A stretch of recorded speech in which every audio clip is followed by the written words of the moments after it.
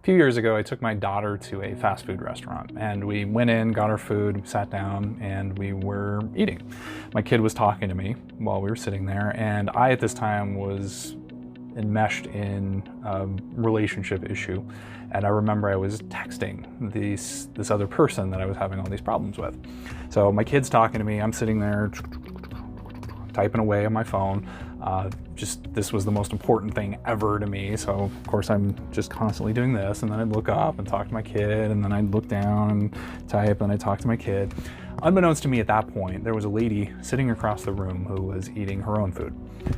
She finished, threw her food away, and then walked over to me and said, "Your kid is screaming for your attention, and you can't spend 30 seconds putting down your phone to pay attention to her. You are disgusting."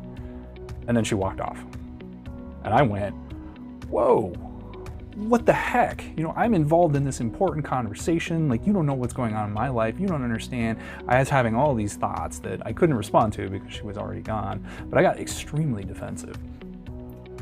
Afterwards, I kept thinking about it, and I was kind of ruminating on this issue. And I started to think, she's probably got a point. My kid was there, I was not engaged, I wasn't present, I was just stuck in this conversation on the phone. Then I started thinking more and more about my phone use, and eventually I thought, I need to spend less time on my phone, because it had become this venting ground for me. It had become this thing, it was almost like drinking, where I was feeling a lot of pressure from the world and from life, and I was running to my phone. The last thing I would do before I'd go to sleep was I would pull out a whole bunch of different games, and I'd sit there and lay back in bed and harvest things or do whatever it is that's in your game, and I would spend lots of time doing that. I realized I was spending about an hour before I went to sleep. And not only was I just wasting that time on these meaningless games, but when I could have been doing something else, but also there's some research out there showing that the light from your phones makes it much harder to go to sleep. So the last thing I was doing before I went to sleep was making it harder for myself to go to sleep when I was already having sleep problems. And then I realized I was looking at this in all my free time. When I'd wake up in the morning, I was looking at it. Before I went to sleep, I was looking at it. When I had free time, if I was at the courthouse, I was looking at it. And this was all time I could have spent doing other things.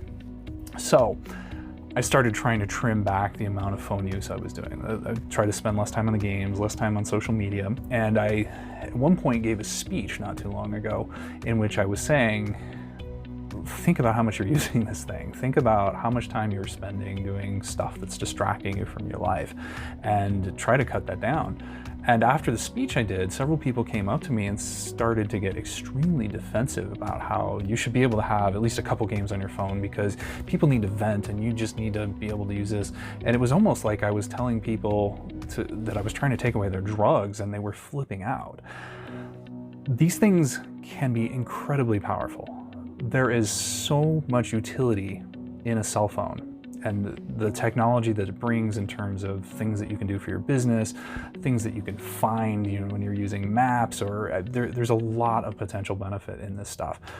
But there is also a massive danger when you are using your cell phone. There are some people that are pushing for an entry into the DSM-5, and it isn't yet, but they want it to have an entry for cell phone addiction. And I'm not so sure that that's off, because we cling on to these things. You walk around in a mall or any public place and you see people just walking around like zombies with their phones out, when you could be spending this time reading, engaging with the people around you. If you're I've seen people in meetings, in like company meetings, where they're sitting there talking around a table, and some people are just kind of turned around, oh yeah, this, and they won't even engage in the meeting that's going on. My challenge to you, therefore, is to look at how much time you're spending on your phone. What are you doing on your phone? Are you just looking at social media and doing mindless nothing? And this is distinct from you're doing some marketing materials on social media. But are you just wasting your time? Are you playing games that are contributing nothing to you? And if you are doing this stuff, is there a way that you can start to trim back on that? Is there something you could replace into that time? Like, could you be reading a book that's oriented to growth, or something else that's more productive? And go do that.